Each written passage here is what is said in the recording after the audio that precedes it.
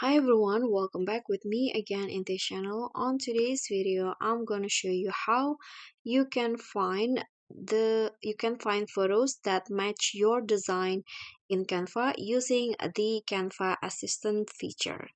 So here I've already opened a design, and let's say I want to find photos that match this designs right here. So you can easily use the Canva Assistant by clicking on this or use the slash shortcut in your keyboard.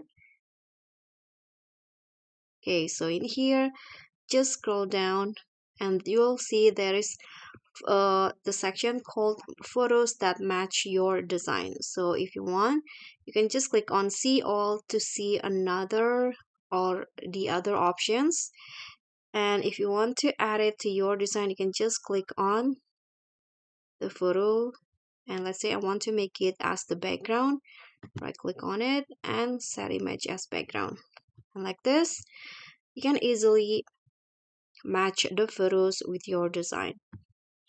Okay guys, so that's all from me. I hope this will be helpful, so don't forget to click thanks, like this video, comment, and also subscribe. Bye.